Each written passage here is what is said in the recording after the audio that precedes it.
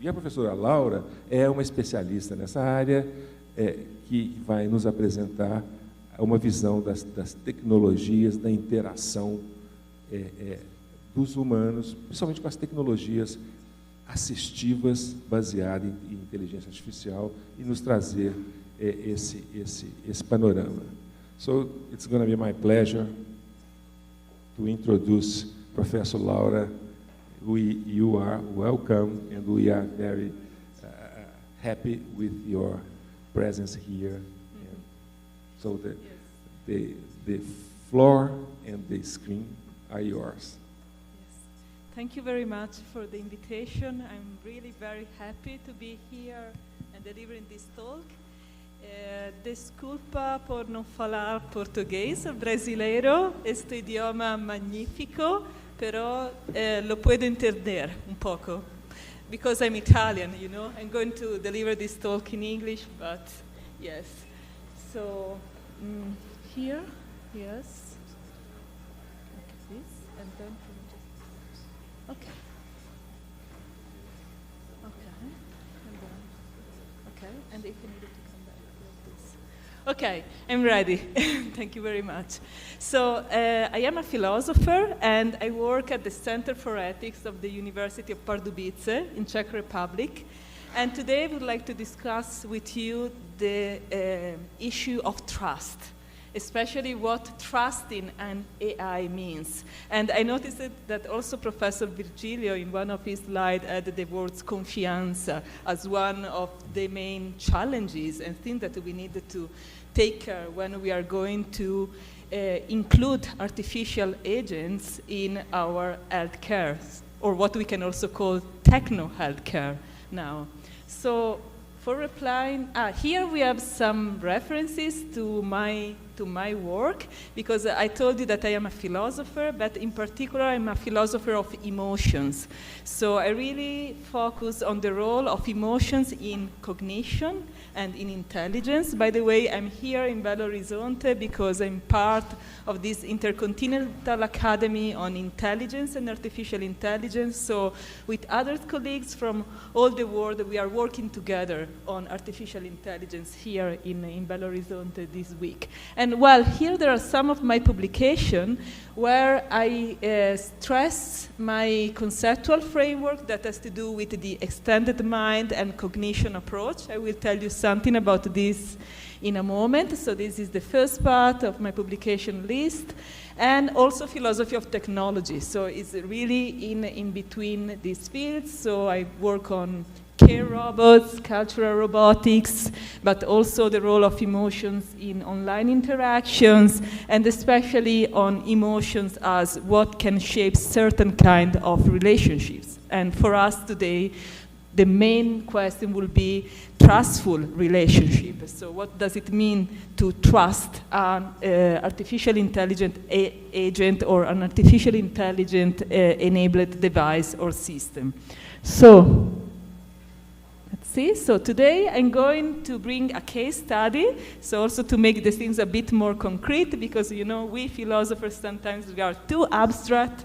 So I tried to bring this example, and it is the one of assistive technology. Then I will present the conceptual framework of extended cognition. I will discuss the strengths and flaws, and then we will come to trust. Okay, so assistive technology. What is assistive technology? Assistive technology is an umbrella term for devices that are employed to assist people with disabilities. So we can imagine also the very simple walking cane. It is an assistive technology, right? But then with the development of artificial intelligence, we add more sophisticated tools that can be designed and employed for assist people with disabilities. And these are artificial intelligent integrated assistive technology, so such like smart glasses, cognitive hearing aids, apps like Sign to Text, or Microsoft Seeing AI. So for me, what was very important when I started to work on this kind of technology, and I started to work on this 4 or 5 years ago when I was working at the University of Edinburgh, was really to try to understand what kind of interactions are there when a patient need to use this kind of technologies. For me, it was also very important to focus on this existential need. So there was kind of a compulsion, because if you have a disability, you really need to be assisted by certain sources of technologies. And so there is a very close relationship that in a way should also be achieved. So there is a process of learning how to use this technology. And there is also a struggle many times. And in this process of learning how to use a technology, specific emotions, and in particular the affective dimension of trust is crucial.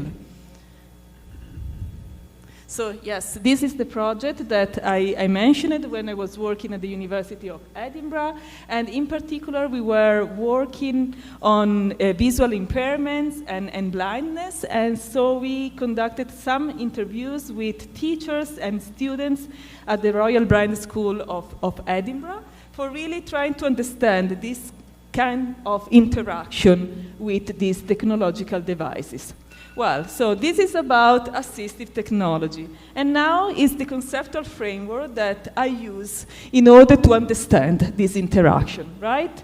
So the main question here of the hypothesis of the extended mind is, where does the mind stop and the rest of the world begin?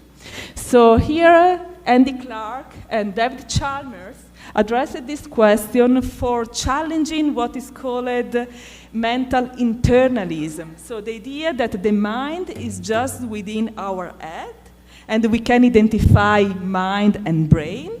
But not only this, they were also challenging the idea that mind is just our body.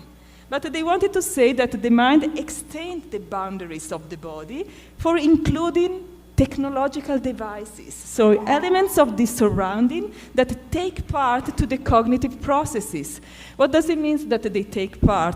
That they are not just tools out there that we can instrumentally endorse for achieving certain tasks, but that they play or they contribute to some cognitive activities. The main case was about memory. I'm not going to tell you about this. If not, I'm going to speak for hours about this. But it's very interesting because they used also a case of an Alzheimer's patient as their case study for arguing about the extended mind. Well, the idea is that technology is something that really defines humanity. So what is also a human being, what is a human brain, is really something that, as Clark said, that we are natural-born cyborgs. It is not that we are going to become cyborgs. From the beginning, humanity has this entanglement with technology. For, indeed, as I said already, for trying to solving some problems, and so technology contributed to cognitive processes. And here we have a quote that I like very much that comes from this project that I told you about. And here is a teacher who is talking about one of his students who really was struggling to learn how to use a Braille note touch. That is advanced form of a Braille technology, but it is like a tablet, we can say. It is boosted by artificial intelligence. And so he said that he was very locked into his own world. So this piece of technology helped him break out of his world. And it's that immediacy, isn't it, of communication? So here it is important because it shows how much technology can help to really going beyond this internal state of mind when he said, when he was so locked in his own world. Of course, here there was a problem of communication, right? And this device can give him this immediacy of communication. Well, here there are some of the questions that we addressed in this project. I don't think that it is important now to discuss in detail these questions, but the point there was really to try to understand the difference between relying on a device that is attended as a tool, as an instrument, and trusting this item of the environment as something that in a way becomes part of your cognitive system. And so it becomes part of you. And there are some criteria that should be assessed in terms of immediacy, fluency, automatic endorsement, trust, as we will see, that are markers of this kind of extension of the cognitive system. So here, the main epistemic function that we are talking about is cognitive integration. And I noticed that also integration was a key word in the previous slide. And here we are really thinking about when this technological device is integrated within this extended cognitive system for fulfilling certain tasks. And there is this paper that came out last year and comes from our research group in Edinburgh. And it is really a paper that started to bring forth this view that extended cognition is a framework that helps us understand better what assistive technology can do to support people with disability. So, yes, I think that we don't need to read it. And I think that this paper is very good because it stresses that cognitive integration is something that you need to achieve. It is not a given. There is a practice, a process in order to get to this integration. However, this paper relies in a merely functionalist view of integration, where the how of the experience, what I mean with the how of the experience, so how the user feel in this process of learning how to integrate these technologies is not taken in account at all. So it is a bit dry, I would say.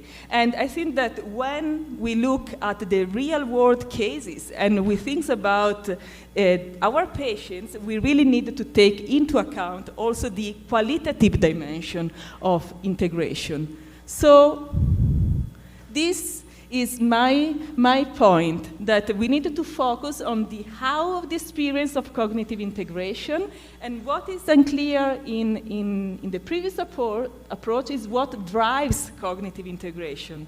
I already introduced this at the beginning. I said that there are some existential necessity, needs, and concerns that trigger this integration. And this is also what shapes the user quality of life, because using the technology is really what can augment her capacity and giving this feeling of agency. I know maybe this is a bit complicated as a philosophical concept, but the idea that the user with disability is empowered to do things and can really enact her or his capacity in the world through the technology. So this technology could be also called access technology, because it discloses certain crucial action possibilities that otherwise are inaccessible.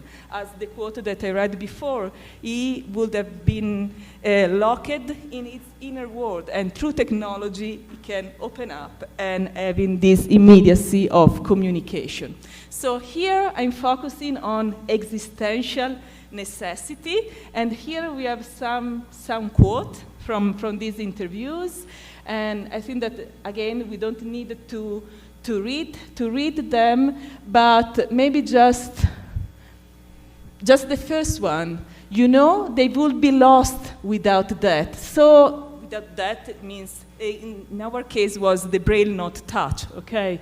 So this is the functionality of this becomes part of who they are. So you see that here we really find the connection with the deepest dimension of selfhood, of self-identity.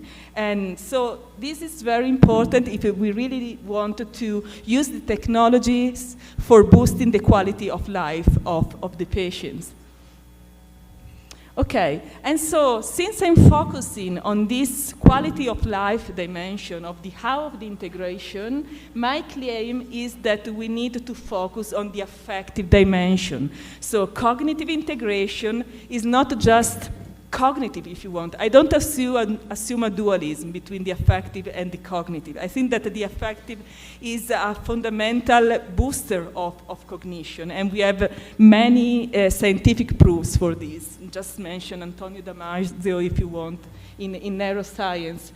But in our case, we can also just consider this vignette of these students that is trying to learn how to use this braille not touch.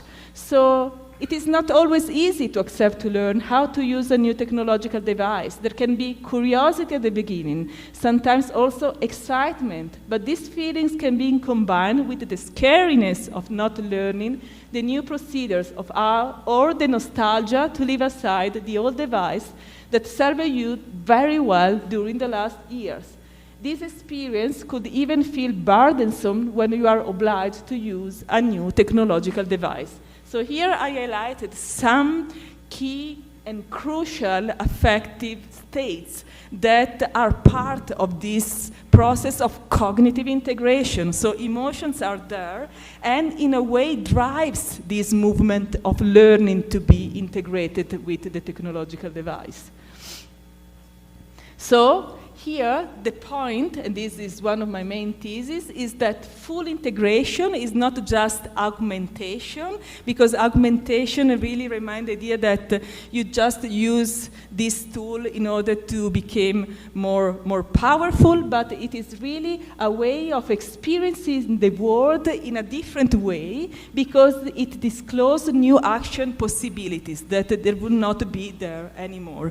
Here, when I speak about action possibilities, I have in mind ecological psychology, the theories of affordances. If you want, we can speak about this in the discussion. Well, here we come to trust. That is the last and crucial point. So you might say, how could we distinguish a process that is an extended process from a simple use of a technological device? Because the thesis is not that in every situation, in every case, what we are attending is a case of extended cognition. There are still these situations in which simply we use some devices. Well, again, Andy Clark put forward this glue and trust criteria for cognitive extension. And this is the first list, that is constancy in use, direct availability, automatic endorsements, and conscious past endorsement. However, although these criteria are called glue, so glue in terms of what really creates this integration and trust, he doesn't say anything at all about trust.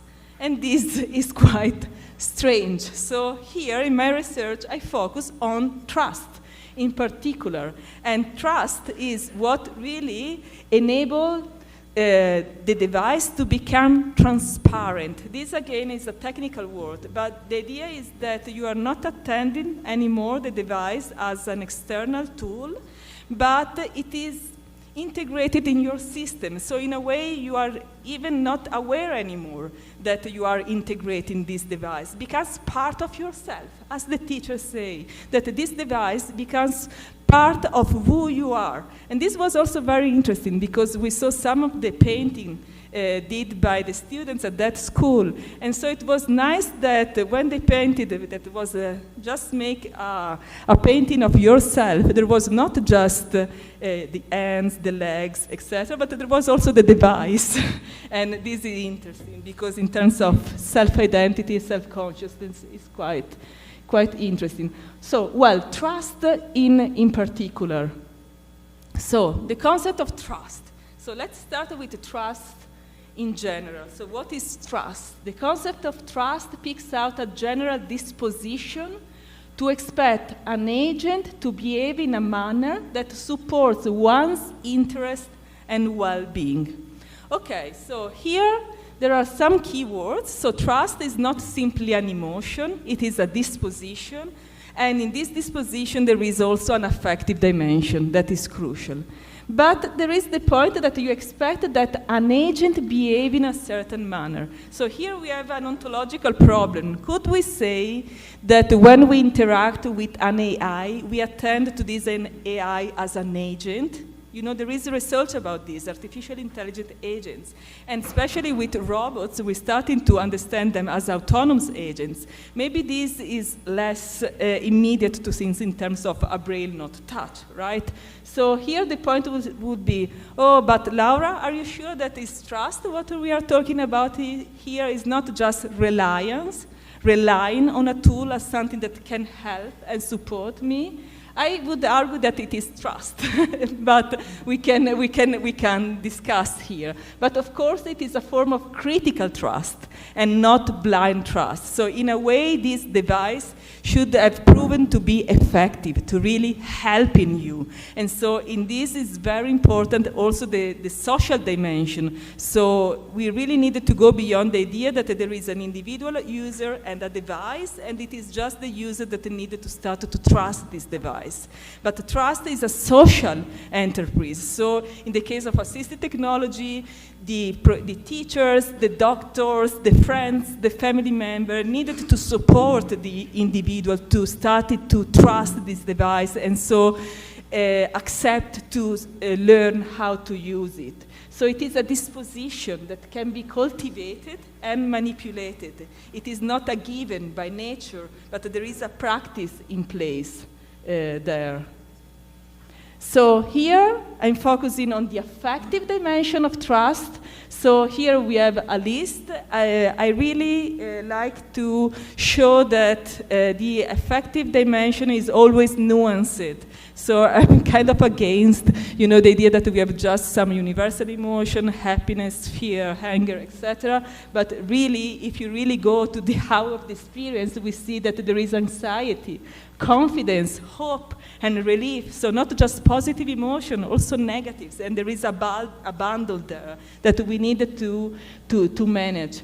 So there is an affective engagement that has to do also with this feeling of security in the face of vulnerability. So trust has really to do with uncertainties, a vulnerability, and in the case of assistive technology, this is it is evidence. But at the same time, there is this future-oriented disposition that can make you foresee that thanks to this device, your agency will be improved. So there is this feeling of agency, and also we can say the feeling of extension. But I don't have time now to tell you what is the feeling of extension. Okay, so there is a diachronic dimension, as I told you. There is a process of cultivation, and this is social. It is not just individualistic. And here, of course, as a philosopher, I need always to challenge my thesis, so I can repeat this question. But is it really trust? Are we sure that we are talking about trust? Is not better to speak in terms of reliance or dependence? And does it really work with assistive technology? We can trust human beings, because human beings, you know, they are autonomous beings. They can choose what they want to do. There is freedom there. And could we see this level of freedoms that seems to be required for an agent to be an agent in making choice in an artificial intelligent device? The point would be maybe someone could say, oh, not now, but we will achieve this in the future. So we can also start to address this question in order to be prepared when this future will come. And there is also the point, but I'm not going to discuss this now, of the political dimension of trust. And this was very interesting because there was a story that a teacher told us that these students couldn't accept to trust this device until when an engineer from the software company came to the school and explained to him how it worked. This was the only reason for the student to starting to accept, to struggling for learning how to use it. So it's maybe the case that when we undertake this process of trust, Braille not touch, for example, it's not that the student is trusting the device itself, but the producing company. And what does it mean to trust a company and not a single human being? Well, these are philosophical questions. I have some answer, but I'm not going to argue for them now. And here there is also the question of robots, because we know that we are starting to assist to have these care robots in particular populating our home care centers, not just hospitals, but especially for the elderly, and also in the case of companions. So here there is a video, but we are not going to watch it, I think, now, or are we going to watch it? Yes? Are we going to watch it? Okay, and here is interesting because it is about a process, a project in which it has been designed the first cultural competent robot as a companion. Yes, as a. Is it working? Seems that there is no audio.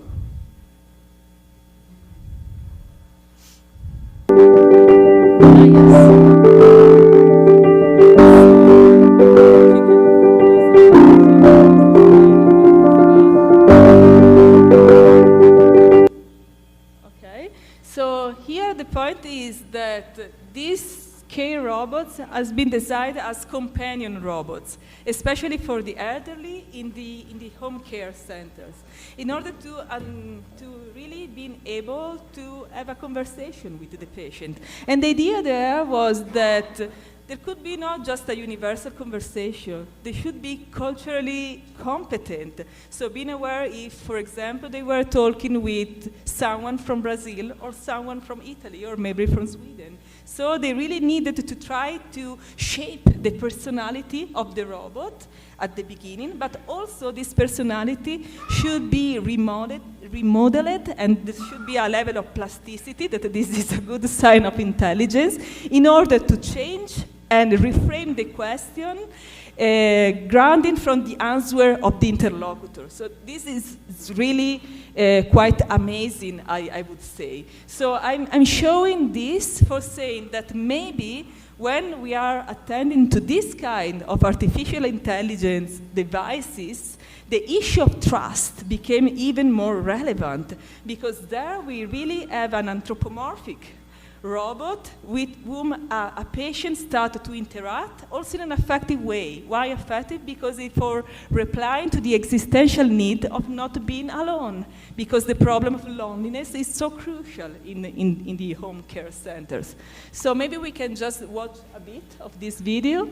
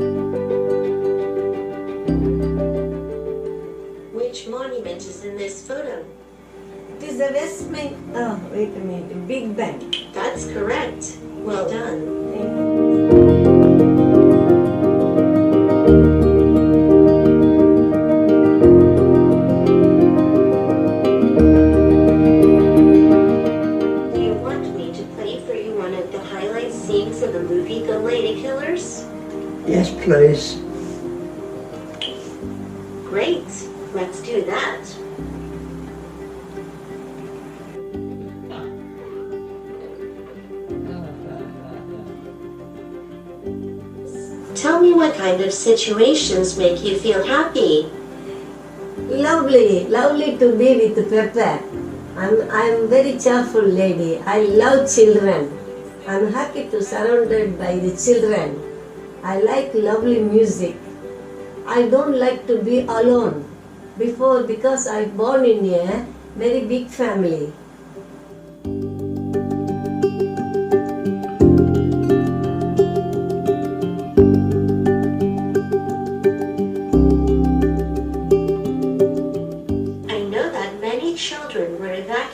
From British cities to the countryside during the Second World War. I was wondering, do you remember that time? Yes.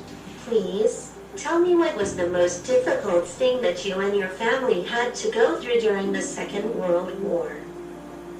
Well, the most difficult thing was that we were a family of 4, a husband and wife, and a little boy, me, and my younger sister, and my father, who was 29.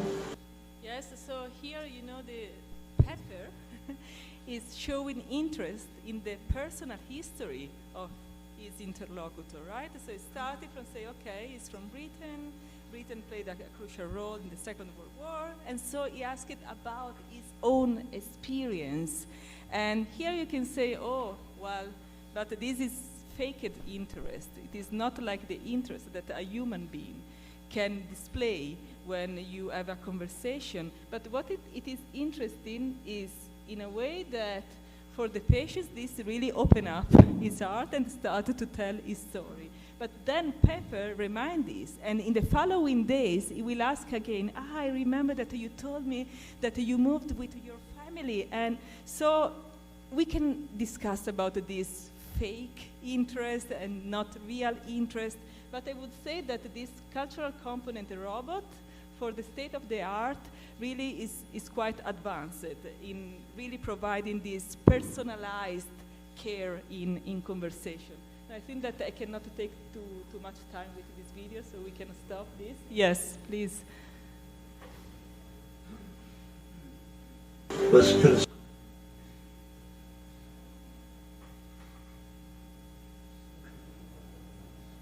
Okay, so as I said already, trust is relational and social. So really it's so important to design the situation in which these robots or devices will be put it in. So it is really embedded within the social dynamics of integrating assistive technology in one's styles of life.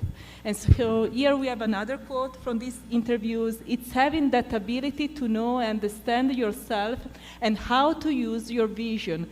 To me, independence is saying, can you read that for me? That is me being independent, you know. So here, the interviewed was being asked about this interaction with this technology. And they say, for me, independence is really using this technology. But if it is independence, it's not just a tool out there, it became really part of himself and these affordances, this way of perceiving the feeling of agency.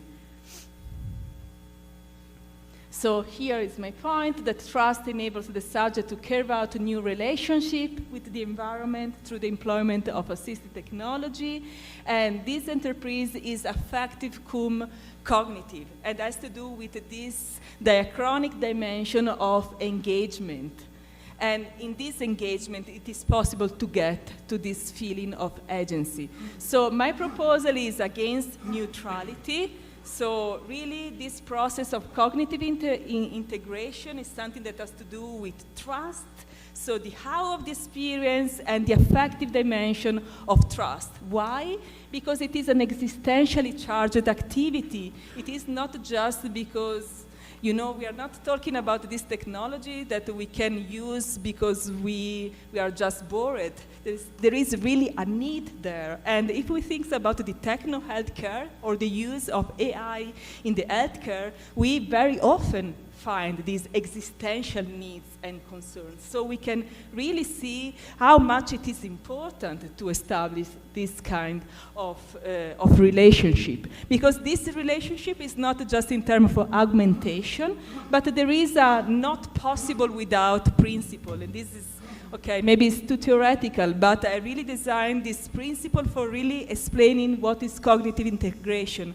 Is what, using this device, is really what you cannot do otherwise. And so trust really mediates this existential necessity. So also against the utopia of the fully integrated user, because you know in cognitive science when we speak about cognitive integration, it seems that at some point there will be this full integration and no problems at all. But if we think in terms of technology, you know, a technology can become obsolete very soon. So there will be not updating and stuff like this. Maybe a company decided to do not fund anymore a device instead of the other. So the user needs to learn new devices. So it is a continuous process of using new technologies. And this, again, has to do with vulnerability and risk at the ground of trust. And so here, I'm just rephrasing my thesis, and I just go, and this is the last slide, about the implication to artificial intelligence in the healthcare. And so I started with a very obvious proposition that all of us know, but well, building trusting relationships with patients is at the core of medical practices. But now that we are having these artificial intelligence devices, it is not a dyadic relationship anymore. So you say a doctor with a patient, a nurse with a patient, but there is a system. There is a social and relational dimension. And in this system, we have also artificial intelligent agents that can be care robots or whatever.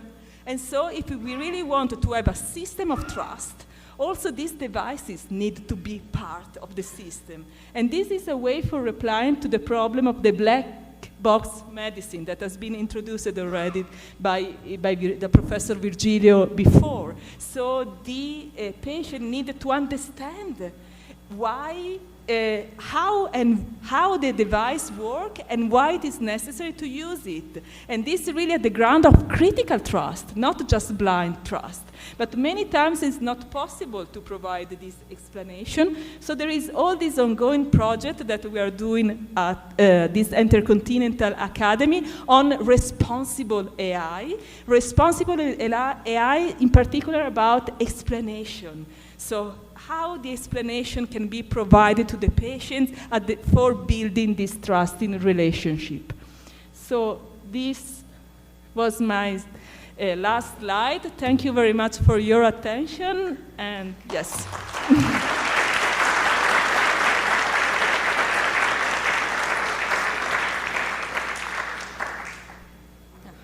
Maybe too long.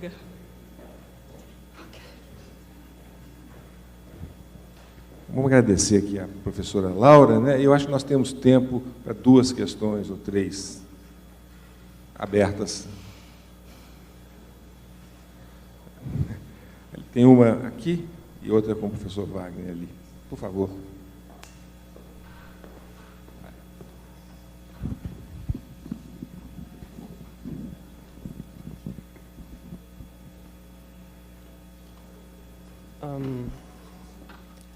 So, aren't you concerned that this trust might result in an over-reliance on technology?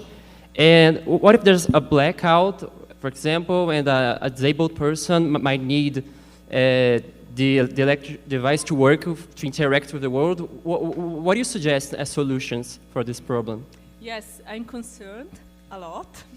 And that's why I also stress the critical trust. And the critical trust needs to be a kind of trust that is aware of vulnerabilities. Also the vulnerabilities of technology. So technology is not the solution forever, 100%. As you said, we can have a lack of electricity and we can have a problem. Yes, so I think that in critical trust, the patient needed to be aware of it. And this has to do also with this being against this utopia of full integration, you know, that is really an utopia, that you think that everything is going to be good, you will have this device and no problem anymore. But there is always these existential concerns. I come also from phenomenologies and existentialism from my philosophical background, you know, and so also the recognition of mortality, etc., etc. So I think that the critical trust endorse this dimension. So it is not blind faith in technology. And so this could have to do also with a training in the cultivation, and when you build this system of trust between the social care workers, patients, doctors, nurses, etc., this should be discussed, right? And so never 100% secure. Professor Wagner ali tem uma questão também. So thank you for your insightful speech. One thing that I'd like to hear a bit more is like when we have like innovation, at the same point we do have some expectation. So in whatever graphs we see from adoption of new technologies, there is that figure of the early adopters who are like eager to get something new, okay? And in this sense, to what extent this counteracts the trust and the building of trust? So how do you see this, the innovation and the like willingness to innovate in this trust scenario? Yes, this is an extremely interesting question, because a characteristic of trust is also, in a way, a form of being secure because something really worked very well for you in the past. So we can say that it's a disposition that has to do with tradition, with the past. So you can say, oh, I had this past conscious endorsement of this technology, this worked very well, so I wanted to keep having it. But as I said in my example, at some point, maybe this device is not available anymore. But you can say that trust can go against innovation and novelty. But in my understanding of trust and the feeling of agency, I think that really what trust can unlock is this dimension of things that I can finally do, because before these were not allowed to me. But I'm really speaking about assistive technology now. And so this feeling of agency is future-directed. And so in this case, innovation and new action possibilities that can be disclosed to me thanks to this device is there. So I would say that the feeling of agency takes together this more traditional view that is brought by trust and this future-oriented disposition with the action possibilities. But I know that I'm a bit abstract here. It would be nice to read again some interviews, case studies, to see how this really work, and also from the point of view of the training, how we can really nourish this feeling of agency. Well, thank you. I have a quick question, just to finish. I was wondering if this integration between humans and assistive technology and AI risk to reduce human agency. Why? May I ask you? Yeah, because you rely more on AI technology. Then you decrease your autonomy. Yes, yes. This is a problem that I see very much. Also, if we can say, oh, well, now we are losing the ability to orientate ourselves in a new city because we rely always on Google Maps. So we don't develop anymore our biological ability to orientate ourselves. So my point here is really focusing on this case in which I have some disease or some problem that I cannot really have access to my biological orientation ability, if you want. And so in this case, technology is not something that is replacing something that was good there, but there was a problem, there was a lack, and so it is integrated in order to, I would say so. But this problem should be really considered, because I think that this has to do with the problem, the challenges of using AI, So, right? Thank you for the presentation, great presentation.